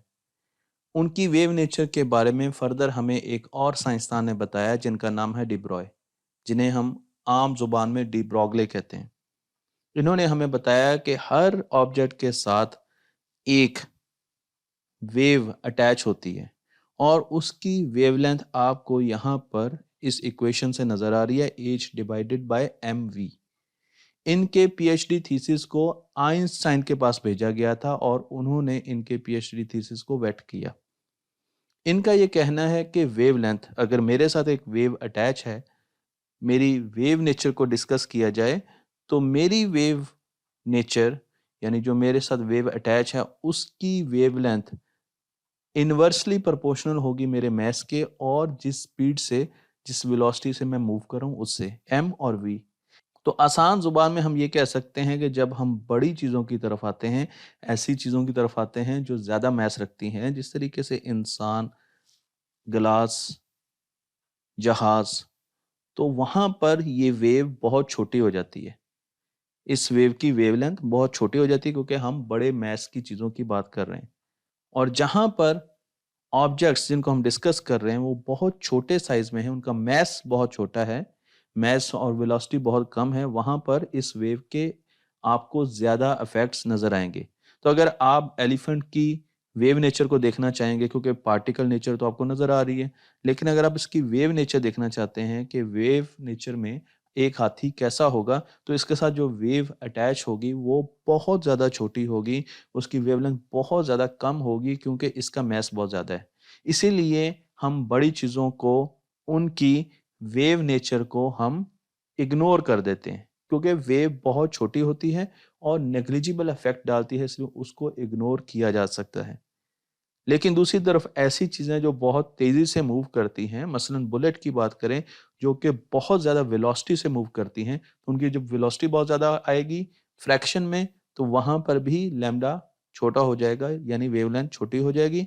बुलेट के साथ कनेक्टेड जो इसकी वेव है वो इसके मैस की वजह से, क्योंकि इसका मैस भी काफी है। अगर हम सब एटॉमिक पार्टिकल के लिहाज से बात करें तो बुलेट बहुत बड़ी है और इसका मैस बहुत ज्यादा है और इसकी वेलोसिटी भी बहुत ज्यादा होती है, इसलिए इसके साथ अटैच वेव बहुत छोटी होगी और इसलिए हम इसकी वेव नेचर को निगलेक्ट कर सकते हैं। हम इसे सिर्फ पार्टिकल नेचर के लिहाज से वर्कआउट करते हैं क्लासिकल मैकेनिक्स में। लेकिन जब हम आहिस्ता आहिस्ता छोटी दुनिया में जाते हैं, जब हम एटॉमिक लेवल पर जाते हैं, सब एटॉमिक पार्टिकल्स की बात करते हैं, तो मैं आपको एक एटम दिखा रहा हूं जिसका डायमीटर 10⁻⁻10 मीटर है। बहुत छोटा डायमीटर है। लेकिन अगर इसी एटम के मैस और इसकी वेलोसिटी को सामने रखकर वेवलेंथ कैलकुलेट किया जाए, इलेक्ट्रॉन की वेवलेंथ कैलकुलेट की जाए, तो वो इलेक्ट्रॉन के साइज से बड़ी होती है, वो ज्यादा इम्पैक्ट रखती है। इसलिए जब हम छोटी दुनिया में जाते हैं, जब हम पार्टिकल नेचर में जाते हैं, तो वहां पर सब एटॉमिक पार्टिकल्स के साथ जो उनकी वेव नेचर है वो बहुत ज्यादा डोमिनेंट होती है, उसको इग्नोर नहीं किया जा सकता। जबकि जब हम क्लासिकल मैकेनिक्स में आते हैं तो वहां पर जमीन के साथ कनेक्टेड उसकी वेव नेचर बहुत नेग्लिजिबल होती है, इसलिए उसे इग्नोर किया जा सकता है। तो क्वांटम मैकेनिक्स में हमें दोनों नेचर्स को देखना पड़ेगा, हमें पार्टिकल नेचर को भी देखना पड़ेगा, इलेक्ट्रॉन की, एटम की, न्यूट्रॉन की, प्रोटॉन की और सब एटॉमिक पार्टिकल्स की। अब सवाल यहां पर यह पैदा होता है कि फोटॉन्स इलेक्ट्रॉन को मेटल में से निकाल सकते हैं, जिसे फोटो इलेक्ट्रिक इफेक्ट कहा जाता है। लेकिन फोटॉन्स का मैस तो जीरो होता है, फिर उनके पास ये एनर्जी कहां से आती है कि वो किसी भी इलेक्ट्रॉन को मेटल की सरफेस से निकाल सकें। ये एक बहुत बड़ी कंफ्यूजन होती है कि क्योंकि फोटॉन का मैस जीरो है इसलिए उसका मोमेंटम भी जीरो होगा, क्योंकि हम क्लासिकल मैकेनिक्स में रहकर सोच रहे हैं। लेकिन मैं आपको यहाँ पर एक छोटा सा टेबल दिखाना चाहता हूँ जिससे आपको पता चलना चाहिए कि हम किस जगह पर मौजूद हैं और हम किस जाविये से चीज़ों को देखेंगे। अगर आप क्लासिकल मैकेनिक्स में हैं तो इसका मतलब यह है कि आप बड़े साइज की चीज़ों को देख रहे हैं और जिनकी स्पीड बहुत कम है स्पीड ऑफ लाइट से। यहाँ पर आपको लिमिट्स भी दी गई हैं, आप देख सकते हैं कि साइज कितना बड़ा होना चाहिए और स्पीड ऑफ लाइट से स्पीड कम होगी। तो उन चीज़ों को आप क्लासिकल मैकेनिक्स के रूल्स, रेगुलेशंस और कवानीन के साथ जांचेंगे। लेकिन अगर किसी चीज़ की स्पीड स्पीड ऑफ लाइट के करीब है, कंपेरेबल है, तो वहां पर आप क्लासिकल मैकेनिक्स के फॉर्मूलाज यूज नहीं करेंगे, बल्कि वहां पर आप रिलेटिविस्टिक मैकेनिक्स का इस्तेमाल करेंगे और फॉर्मूला चेंज होना शुरू हो जाएंगे। इसी तरीके से अगर आप बहुत छोटे साइज की चीज़ों के बारे में देखना चाहेंगे तो वहां पर क्वांटम मैकेनिक्स के रूल्स एंड रेगुलेशंस और कवानीन का इस्तेमाल किया जाएगा। और अगर कोई चीज़ बहुत छोटी है, सब एटॉमिक पार्टिकल की बात कर रहे हैं और वो स्पीड ऑफ लाइट के कंपेरेबल मूव कर रहे हैं, तो वहां पर क्वांटम फील्ड थ्योरी आएगी। जब हम फोटॉन की बात करते हैं तो हम समझते हैं कि फोटॉन क्लासिकल मैकेनिक्स के फॉर्मूलों के साथ उनकी मोमेंटम हम निकाल सकते हैं, जो कि ठीक नहीं है। हमें रिलेटिविस्टिक मैकेनिक्स का इस्तेमाल करना होगा और क्वांटम मैकेनिक्स का इस्तेमाल करना होगा। अगर आप रिलेटिविस्टिक मैकेनिक्स में जाएंगे तो वहां पर फोटॉन की एनर्जी निकालने के लिए E = mc² का फॉर्मूला चेंज हो जाएगा। मैं आपको ये फॉर्मूला दिखा रहा हूँ जो कि आप देख सकते हैं। यहाँ पर आपको दो पार्ट्स नजर आ रहे हैं, P²C² जो कि काइनेटिक एनर्जी की टर्म है और रेस्ट मास एनर्जी टर्म भी यहाँ पे मौजूद है, m02 C4। तो m0 रेस्ट मास फोटोन का जीरो है तो ये टर्म जीरो हो जाएगी और हमारे पास P²C² की वैल्यू रह जाएगी, जो कि हम आगे जाकर P = E/C लिख सकते हैं। लेकिन अगर हम क्वांटम मैकेनिक्स में आए और फोटो इलेक्ट्रिक इफेक्ट देखें तो वहां पर हमें पता है कि E = hf या h न्यू होता है। f या न्यू आप जो भी सिंबल यूज करें फ्रीक्वेंसी के लिए यूज किया जाता है और यहां से भी आप E/C की वैल्यू निकाल सकते हैं। और जब आप इन दोनों को इकट्ठा करेंगे तो आपके पास फोटोन की वेवलेंथ आ जाएगी। आप यहां से फोटोन की वेवलेंथ निकाल सकते हैं और डिब्रॉय ने हमें इलेक्ट्रॉन की वेवलेंथ का भी फॉर्मूला दिया था। तो आप देख सकते हैं कि दोनों चीजें एक ही तरफ पॉइंट आउट कर रही हैं कि वेव नेचर हम कैसे कैलकुलेट कर सकते हैं? तो फोटोन का मोमेंटम ज़ीरो नहीं होता, उसका रेस्ट मास ज़ीरो होता है, लेकिन क्योंकि वो स्पीड ऑफ लाइट के साथ मूव कर रहा है, इसलिए वहाँ पर आपने रिलेटिविस्टिक मैकेनिक्स का इस्तेमाल करना है, आपने क्लासिकल मैकेनिक्स का इस्तेमाल नहीं करना। ये एक बहुत आम गलती है, एक बहुत आम सवाल है जो अमूमन पूछा जाता है। जब हम क्वांटम मैकेनिक्स की दुनिया में जाते हैं तो वहाँ पर हम ये बताते हैं कि पार्टिकल नेचर और वेव नेचर है। तो जब पार्टिकल नेचर है तो आप किसी भी चीज़ की पोजीशन को बड़े आसानी से लोकेट कर सकते हैं। लेकिन जब चीज़ें वेव नेचर दिखाना शुरू कर देती है तो वहाँ पर किसी भी ऑब्जेक्ट की पोजीशन को लोकेट करना बहुत मुश्किल हो जाता है और उसके लिए हम वेव फंक्शन का सहारा लेते हैं। मसलन मैं आपको यहाँ पर दिखा रहा हूँ कि एक बुलेट है जो कि बहुत तेज़ी से मूव कर रही है और उसके साथ उसकी वेव नेचर है जो कि एक साइनोसॉइडल वेव के साथ आपको दिखाई गई है। आप यहाँ पर देख सकते हैं कि बुलेट की पोजीशन हमें मालूम करने में ज़रा भी परेशानी नहीं होती क्योंकि उसकी वेव नेचर बहुत छोटी है। उसके साथ अटैच वेव बहुत छोटी है, बुलेट के साइज से बहुत ज़्यादा छोटी है। इसलिए हमें ये ज़रूरत नहीं महसूस होती कि हम देखें कि बुलेट इस वक़्त वेव में कहाँ पर है, उसकी लोकेशन क्या है। लेकिन जब हम यही चीज़ लेकर जाएँगे इलेक्ट्रॉन के लेवल पर, अब उसकी वेव इलेक्ट्रॉन के साइज से बहुत बड़ी है। तो वहाँ पर इलेक्ट्रॉन की पोजीशन क्या है, वो स्वेप पर कहाँ पर मौजूद है इस वक़्त, ये निकालना काफ़ी मुश्किल होता है, लेकिन इसके लिए हम इस्तेमाल करते हैं एक फ़ंक्शन का जिसे वेव फ़ंक्शन कहा जाता है। वेव फ़ंक्शन को समझाने के लिए मैं आपको न्यूटन के लॉ की तरफ लेके जाना चाहूँगा जो कि बताता है F is equal to ma। आपको इस लॉ के बारे में बहुत ज़्यादा पता है, लेकिन इस लॉ में अगर किसी भी चीज़ की इनिशियल कंडीशंस हमें मालूम है, तो हम किसी भी पॉइंट पर उसकी पोजीशन निकाल सकते हैं, प्रेडिक्ट कर सकते हैं क्लासिकल मैकेनिक्स में। बिल्कुल ऐसे ही इसी ज़ाविये पर काम करते हुए एक और साइंसदान जिनका नाम था एर्विन श्रोडिंगर, उन्होंने क्वांटम मैकेनिक्स में हमें ये लॉ दिया।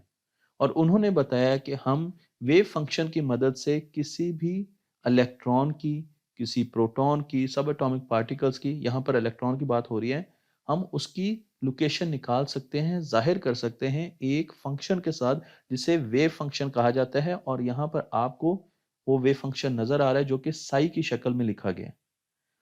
तो आपने अगर इलेक्ट्रॉन की पोजीशन निकालनी है कि इस वक़्त इलेक्ट्रॉन कहाँ पर मौजूद है, तो वो इन्फॉर्मेशन आपको वेव फंक्शन से मिलेगी। लेकिन वेव फंक्शन के बारे में अभी हमें बहुत कम मालूम है।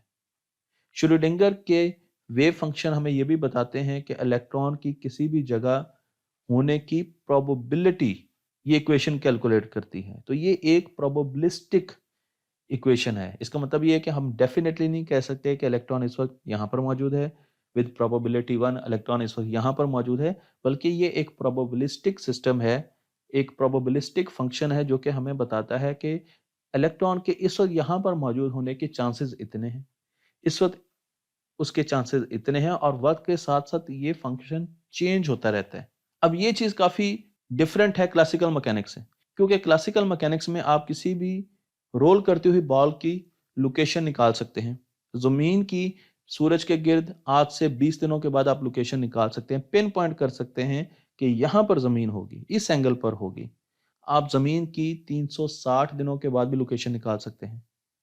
हम हर चीज़ को मेज़र कर सकते हैं। लेकिन जब हम एटम के लेवल पर जाते हैं तो अब चीज़ें प्रोबेबिलिस्टिक होना शुरू हो गई हैं। हमें प्रोबेबिलिटीज़ कैलकुलेट करनी पड़ेंगी, चांसेस कैलकुलेट करने पड़ेंगे कि किसी जगह किसी भी सब एटॉमिक पार्टिकल के होने के चांसेस क्या हैं और यही चीज़ हमें श्रोडिंगर की वेव इक्वेशन बता रही है। यहाँ पर मैं आपको एक वेव फंक्शन दिखा रहा हूँ जो कि आप देख सकते हैं, हमें पोज़ीशन के बारे में बता रहा है लेकिन वो वक़्त के साथ-साथ चेंज कर रहा है। तो एटम के chances with respect to time भी चेंज हो रहे हैं कि वो किस जगह पर कितनी प्रोबेबिलिटी होगी उसके होने की। अगर आप न्यूक्लियस के पास देखें तो आपको प्रोबेबिलिटी यहाँ पर ज़्यादा नज़र आएगी क्योंकि यहाँ पर आप देखें, यहाँ पर चांसेस ज़्यादा हैं इलेक्ट्रॉन क्लाउड के। लेकिन इलेक्ट्रॉन बाहर भी कहीं हो सकता है, न्यूक्लियस से दूर भी हो सकता है। उसके चांसेस कम हैं लेकिन चांसेस बाहर हैं ज़रूर। तो इस तरीके से हम एटम के चांसेस कैलकुलेट करके उनको प्लॉट करते हैं। वो हमें उसकी प्रोबेबिलिटी ग्राफ देता है, वेव फंक्शन देता है और फिर उस वेव फंक्शन के स्क्वायर करते हुए हम प्रोबेबिलिटी डेंसिटी निकालते हैं। तो मैं आपको यहाँ पर एक तस्वीर दिखा रहा हूँ जिसमें आप देख सकते हैं कि यहाँ पर लेफ्ट साइड पर आपको वर्टिकल एक्सिस पर प्रोबेबिलिटी डेंसिटी इलेक्ट्रॉन की हमने प्लॉट की है और राइट एक्सिस पे आप देखें डिस्टेंस फ्रॉम द न्यूक्लियस। तो इलेक्ट्रॉन की न्यूक्लियस के पास होने की प्रोबेबिलिटी बहुत ज़्यादा है। आप रेड कलर का कर्व देख रहे हैं, तो ये आपको बता रहा है कि यहाँ पर प्रोबेबिलिटी की वैल्यूज़ बहुत ज़्यादा है। लेकिन जो हम उससे दूर जाएँगे तो अब आप देखें उसकी प्रोबेबिलिटी की वैल्यूज़ कम हो रही हैं। ऑरेंज कलर का अगर आप देखेंगे तो यहाँ पर आपको प्रोबेबिलिटी ज़्यादा नज़र आ रही है। फिर आप आगे जाएँगे तो आपको ब्लू कलर में नज़र आएगा कि प्रोबेबिलिटी यहाँ पर ज़्यादा है। सबसे ज़्यादा कहाँ पर है? रेड कलर में, जो कि न्यूक्लियस से बिल्कुल पास है क्योंकि ये न्यूक्लियस के साथ डिस्टेंस हमें बता रहा है। इसी चीज़ को अगर हम अप्लाई करें हाइड्रोजन एटम पर तो वहाँ पर हमें बहुत सी ऑर्बिटल शेप्स मिलती हैं। हमें बहुत से वेव फंक्शंस मिलते हैं जिसके ज़रिए हम देख सकते हैं कि एक इलेक्ट्रॉन की न्यूक्लियस के गिर्द कहाँ होने की प्रोबेबिलिटी ज़्यादा है, कहाँ होने की कम है। मसलन इन वेव फंक्शंस में आप देख सकते हैं कि जो रंग आपको येलोइश नज़र आ रहे हैं, ऑरेंज नज़र आ रहे हैं, व्हाइट की तरफ जाते हुए नज़र आएँगे, वहाँ पर प्रोबेबिलिटी बहुत ज़्यादा है। और जो ब्लैक कलर आपको नज़र आ रहा है, वहाँ पर प्रोबेबिलिटी बहुत कम है। तो आप इन सारे वेव फंक्शंस को देख सकते हैं और इसमें अगर कोई भी एटम इस किस्म का वेव फंक्शन डिपिक्ट कर रहा है, मसलन मैं इस वेव फंक्शन की बात कर रहा हूँ, तो जहाँ-जहाँ पर आपको व्हाइट कलर नज़र आ रहा है, वहाँ पे प्रोबेबिलिटी ज़्यादा है और जहाँ-जहाँ पर ब्लैक कलर नज़र आ रहा है, वहाँ पर इलेक्ट्रॉन के पाए जाने की प्रोबेबिलिटी बहुत कम है। इस तरीके से हम एटम्स के ऑर्बिटल्स को भी डिफाइन कर सकते हैं।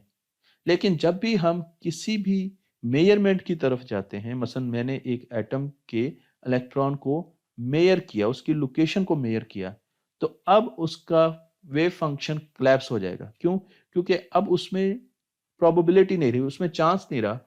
वो डिटर्मिनिस्टिक बना दिया आपने। आपने उसको डिटरमिन कर दिया, उसमें किसी किस्म का चांस नहीं रहा। तो अब आपको उस वेव फंक्शन का एग्जैक्टली पता है कि इस लोकेशन पर इलेक्ट्रॉन मौजूद है और वहां पर प्रोबेबिलिटी उसके होने की 1 है। तो आपने यहां पर देखा कि ये मेरे पास पूरा वेव फंक्शन का एक बेल शेप कर्व था। लेकिन जब मैंने मेजरमेंट कर ली, तो अब तो सारी चीजें खत्म हो गई, अब तो हमारे पास कोई चांस रहा ही नहीं। तो हमें प्रोबेबिलिटी 1 के साथ पता है कि इलेक्ट्रॉन किस तरफ है और इसको कहते हैं कि वेव फंक्शन कोलैप्स कर जाता है। इसे कोपेनहेगन वेव फंक्शन कोलैप्स कहा जाता है। तो आपको ये भी मालूम होना चाहिए कि जब आप मेजरमेंट करते हैं तो उस वक्त चीजों में रैंडमनेस उस ऑब्जेक्ट में खत्म हो जाती है। लेकिन छोटी दुनिया में जब हम जाते हैं तो वहां पर हमें मेजरमेंट में भी काफी ज्यादा अनसर्टेनिटी मिलती है। मसलन अगर मैंने किसी चीज़ को मेयर करना है क्लासिकल मैकेनिक्स में और मैं अंधेरे में एक जगह पर मौजूद हूं, तो मैं टॉर्च जलाऊंगा और देखूंगा कि वो चीज़ कहाँ पर है, उसकी लोकेशन क्या है, उसकी पोजीशन क्या है और मैं उसको मेयर कर लूंगा। लेकिन जब हम छोटी दुनिया में जाएंगे तो जब हम टॉर्च डालेंगे इलेक्ट्रॉन पर तो फोटॉन इलेक्ट्रॉन की मोमेंटम को चेंज कर देगा, क्योंकि अब फोटॉन का इफेक्ट हो रहा है इलेक्ट्रॉन्स पर, प्रोटॉन्स पर, सब एटॉमिक पार्टिकल्स पर। लेकिन जब हम बड़ी दुनिया में होते हैं, किसी भी बुक पर, किताब पर मैं अगर लाइट डालूंगा टॉर्च की, तो उसके फोटॉन उस बुक का मोमेंटम या उसकी पोजीशन चेंज नहीं करेंगे, क्योंकि फोटॉन्स बहुत छोटे हैं और बुक बहुत बड़ी है, इसलिए वो उस पर किसी किस्म का इफेक्ट नहीं डाल सकते। क्वांटम मैकेनिक्स में हम चीजों को, पैरामीटर्स को एक लिमिट से ज्यादा जान नहीं सकते, इसलिए वहां पर चीजें बाई चांस होती हैं, रैंडम होती हैं, अनप्रेडिक्टेबल होती हैं और उन्हें प्रोबेबिलिटी के साथ जाहिर किया जाता है। मतलब मैं आपको एक एग्जांपल देता हूं कि मार्स की जो ऑर्बिटल स्पीड है वो 868 किलोमीटर पर आवर है और मैंने सोचा कि मैं मार्स की एक मेजरमेंट करता हूं और मैंने मार्स की एक मेजरमेंट की मालूम करने के लिए कि उसकी ऑर्बिटल या उसकी वेलोसिटी, रोटेशनल वेलोसिटी क्या है। और जब मैंने उसकी मेजरमेंट की तो उसके बाद क्या हुआ, मार्स की स्पीड चेंज होगी, 67 होगी। मेरे मेजरमेंट करते ही मार्स की स्पीड चेंज होगी। तो अब आपके ख्याल में उस मेजरमेंट का आपको कोई फायदा होगा? फिर आपने दोबारा मेजरमेंट की तो उसकी वेलोसिटी, रोटेशनल वेलोसिटी 9800 हो गई। तो जितनी मरतबा आप मेजर कर रहे हैं उसकी वेलोसिटी चेंज होती जा रही है, जिस पैरामीटर को मेजर कर रहे हैं वही चेंज हो रहा है। अगर हमारी बड़ी दुनिया ऐसी हो जाए तो आपको कैसा लगे? आप कहेंगे हम तो मेजरमेंट एक हद से ज्यादा कर ही नहीं सकते। लेकिन बड़ी दुनिया में जब हम ये चीजें करते हैं मेजरमेंट्स करते हैं तो उनमें चेंजेस नहीं आती, जिस पैरामीटर को मेजर कर रहे हैं उसमें चेंज नहीं आती। लेकिन जब हम क्वांटम मैकेनिक्स की तरफ जाते हैं तो वहां पर जब भी मैं फोटोन शाइन करूंगा एक इलेक्ट्रॉन की पोजीशन देखने के लिए कि ये इलेक्ट्रॉन कहाँ पर मौजूद है, तो वो फोटोन जब इलेक्ट्रॉन से टकराएगा तो वो फोटोन इलेक्ट्रॉन का मोमेंटम चेंज कर देगा। इलेक्ट्रॉन यहाँ से आ रहा था, यहाँ से, और फोटोन मैंने यहाँ से इंसिडेंट किया, और जब वो उससे टकराया तो उसने इलेक्ट्रॉन का मोमेंटम चेंज कर उसका पाथ भी चेंज कर दिया। तो फोटोन इस तरफ को चला गया और इलेक्ट्रॉन ने भी अपनी डायरेक्शन चेंज कर ली। तो मैंने जब पोजीशन मेजर की तो उसके मोमेंटम में मैंने बहुत ज़्यादा चेंज कर दी। मैंने एक पैरामीटर को मेजर किया लेकिन दूसरे पैरामीटर में बहुत ज़्यादा चेंज हो गया। इसी चीज़ को उल्टा करें, अगर मैं उसके मोमेंटम को मेजर करना चाहूँ तो उसकी पोजीशन में बहुत ज़्यादा चेंज आ जाएगी। तो मैं इन दोनों पैरामीटर्स को इकट्ठा एक लिमिट से ज़्यादा मेजर नहीं कर सकता। मैं ये नहीं कर सकता कि एक ही वक्त में उसकी जो पोजीशन है और उसके मोमेंटम दोनों को एक्यूरेटली मेजर करूँ, ये नहीं हो सकता। बल्कि उनमें हमेशा कुछ ना कुछ एरर रहेगा। और जब मैं डेल्टा पी यानी मोमेंटम में डिस्टॉर्शन को, डिस्टर्बेंस को, एरर को कम करने की कोशिश करूंगा, मेजरमेंट अच्छी करूंगा, तो पोजीशन में एरर बढ़ जाएगा। और जब मैं पोजीशन के एरर को कम करने की कोशिश करूंगा, अच्छी मेजरमेंट करूंगा, तो मोमेंटम में एरर बढ़ जाएगा। इन दोनों को एक लेवल से नीचे नहीं ला सकता। ये चीज हमें बताई एक साइंसदान ने जिनका नाम था हाइजनबर्ग। तो यहाँ पर मैं आपको ये दिखा रहा हूँ कि जब आप एक कर्व को छोटा करने की कोशिश करेंगे, एरर इन मोमेंटम कम करने की कोशिश करेंगे, तो एरर इन पोजीशन बढ़ जाएगा उस इलेक्ट्रॉन का। अगर आप उस इलेक्ट्रॉन के पोजीशन को एक्यूरेट मेजर करेंगे तो उसमें एरर कम किया आपने, लेकिन अब उसका मोमेंटम बढ़ गया। तो इन दोनों पैरामीटर्स को इकट्ठा एक लेवल से नीचे हम मेजर नहीं कर सकते। हम पर एक नेचर ने बैरियर लगाया हुआ है। नेचर हमें अलाउ नहीं करती कि हम इन दोनों चीजों को यानी कि पोजीशन और मोमेंटम को एब्सोल्युटली एक टाइम में मेजर कर सके।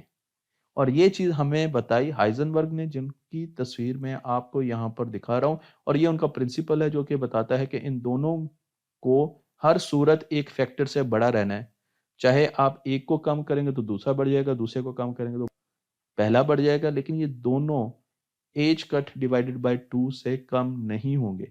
इनका प्रोडक्ट हमेशा उससे ज्यादा रहेगा। तो मैंने आपको बता दिया है कि ये प्रोडक्ट क्यों ज्यादा रहेगा, क्योंकि आपको एक एग्जांपल दी है कि इलेक्ट्रॉन पर जैसे आप फोटोन शाइन करेंगे तो उसका मोमेंटम बदल जाएगा। और इस वजह से आपने पोजीशन तो बिल्कुल मेजर कर ली उसकी, लेकिन अब उसकी मोमेंटम में जो एरर है वो बहुत ज्यादा है। इसलिए हम एक लेवल से ज्यादा इन चीजों को आगे नहीं लेके जा सकते, एक्यूरेटली मेजर नहीं कर सकते। लेकिन इसमें यह भी बता दूं कि मेजरमेंट का ये मतलब नहीं है कि आप उनको देख रहे हैं, यानी उनसे आने वाली रोशनी को देख रहे हैं, या आप फोटोग्राफ ले रहे हैं। इसका मतलब ये है कि आप कोई इंस्ट्रूमेंट यूज कर रहे हैं जो कि उनके साथ इंटरेक्ट कर रहा है। उस सिस्टम के साथ मेजरिंग सिस्टम इंटरेक्ट कर रहा है तो वो उसकी पोजीशन या मोमेंटम को चेंज करेगा। सिर्फ देखना और तस्वीर खींचना इसके जुमरे में नहीं आता। मैं आपको ये भी बता दूं कि मैंने बहुत सी वीडियोस मैं अनसर्टेनिटी हूं अदील प्रिंसिपल पर इम्तियाज। बनाई हैं। उनमें से फिजिक्स को एक दो वीडियो मैं आपको यहाँ पर दिखा भी रहा हूँ। तो आप इन वीडियोस को फर्दर डिटेल में देख सकते हैं। तख्ती ऑनलाइन पर जाकर अनसर्टेनिटी प्रिंसिपल लिख दें तो आपको ये वीडियो नजर आएगी और आप इससे डिटेल में भी चीज़ों को देख सकते हैं। इसी तरीके से इस प्रिंसिपल का एक और पहलू है जिसे एनर्जी टाइम प्रिंसिपल कहा जाता है। एनर्जी टाइम प्रिंसिपल को मैं डिटेल में नहीं बताऊंगा, मैंने कुछ वीडियोस में बताया है क्योंकि वो इस वीडियो के स्कोप से बाहर है। लेकिन आप उसकी डेफिनेशन पढ़ लेते हैं कि uncertainty in energy of a particle times the span of time particle in, कि अगर किसी भी पार्टिकल की हमें एनर्जी मालूम है तो हमें यह नहीं पता कि वो उस स्टेट में कितना टाइम रहा है। और अगर हमें यह पता है कि वो किसी भी पर्टिकुलर स्टेट में कितना टाइम रहा है तो हमें उसकी एनर्जी मालूम नहीं है। इसको अगर मैं सिंपल करके बताऊं तो इससे हमें पता चला कि हमारी कायनात में वैक्यूम में भी छोटी छोटी फ्लक्चुएशंस होती हैं। हम ये समझते हैं कि वैक्यूम बिल्कुल खाली होता है, लेकिन अनसर्टेनिटी प्रिंसिपल और उसके बाद डेराक ने बहुत सा काम किया और उन्होंने हमें बताया कि जो वैक्यूम है उसमें भी छोटी छोटी फ्लक्चुएशंस होती हैं। फ्लक्चुएशन का मतलब ये है कि छोटे छोटे पार्टिकल्स हर वक्त जनरेट हो रहे होते हैं, पैदा हो रहे होते हैं और वो एनिलेट कर रहे होते हैं, वो आपस में टकरा कर ख़त्म भी हो रहे होते हैं। इन पार्टिकल्स को वर्चुअल पार्टिकल्स कहते हैं। तो मसलन एक स्पेस है और उसमें वैक्यूम है, तो वहाँ पर भी छोटे-छोटे वर्चुअल पार्टिकल्स हर वक़्त बन रहे होते हैं। एकदम पैदा होते हैं, थोड़े टाइम के बाद आपस में टकराते हैं और क्योंकि पॉजिटिव और नेगेटिव पार्टिकल होते हैं तो एनिहिलेट कर जाते हैं, एक छोटा-सा एक्सप्लोजन होता है। और इस चीज़ को साबित करने के लिए हमने एक बहुत अहम एक्सपेरिमेंट किया जिसे कैज़िमिर इफ़ेक्ट कहते हैं। इसमें हमने 2 प्लेट्स रख दी, बहुत छोटी-छोटी फाइन प्लेट्स हैं और उनके बीच में जगह कम रखी और साइड्स पर जगह ज़्यादा रखी और वैक्यूम में। कुछ अरसे के बाद उन प्लेट्स के दरमियान डिस्टेंस कम होना शुरू हो जाता है। वैक्यूम है, इन प्लेट्स पर तो कोई चीज़ असरअंदाज नहीं होनी चाहिए, लेकिन उनके बाहर बनने वाले वर्चुअल पार्टिकल्स जब एनाइलेट करते हैं, तो वो प्रेशर एक्सर्ट करते हैं ज़्यादा अंदर वाले वर्चुअल पार्टिकल से।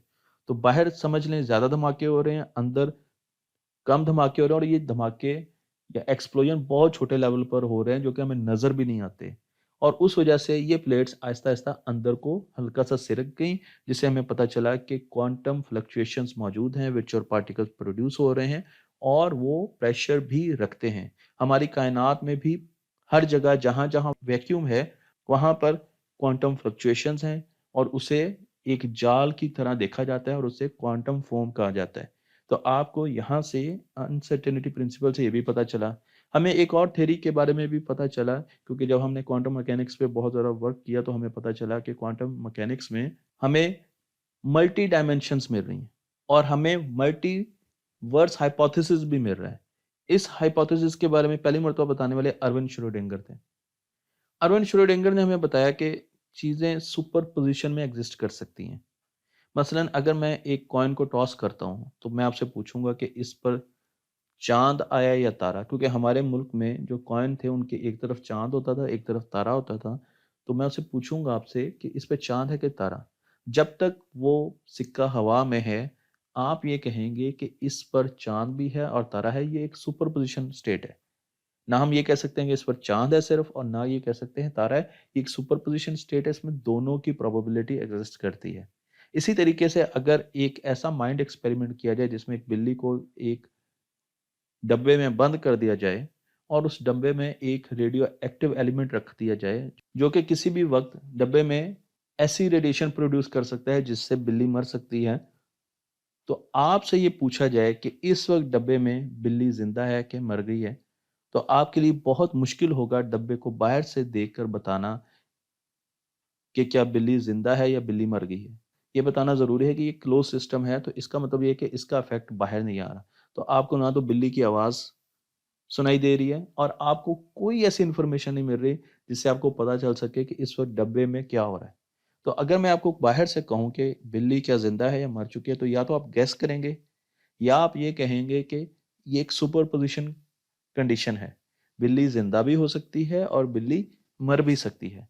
तो एर्विन श्रोडिंगर ने कहा कि जब भी आप सुपरपोज़िशन कंडीशंस की बात करते हैं, तो उसका मतलब ये है कि अगर आपके पास 2 स्टेट की सुपरपोज़िशन हो रही है, तो आपके पास 2 अलग-अलग चॉइसेस बन जाती हैं, 2 अलग-अलग यूनिवर्स एग्ज़िस्ट करती हैं। एक यूनिवर्स में बिल्ली ज़िंदा होगी और एक यूनिवर्स में बिल्ली मर चुकी होगी। जब आप डब्बा खोलेंगे तो आप उसका वेव फंक्शन कोलैप्स करेंगे और आपको एग्ज़ैक्ट पता चल जाएगा कि इस यूनिवर्स में क्या बिल्ली ज़िंदा है या बिल्ली मर चुकी है। लेकिन एक और यूनिवर्स है, अगर आपने डब्बा खोला और बिल्ली मर चुकी है, तो एक और यूनिवर्स है जिसमें बिल्ली ज़िंदा होगी जब आप डब्बा खोलेंगे। और इसी तरीके से दुनिया में जितने भी हम डिसीज़न्स करते हैं और इसी तरीके से आप ये भी कह सकते हैं कि एक यूनिवर्स ऐसी होगी जिसमें मैं अमेरिका का सदर हूँगा।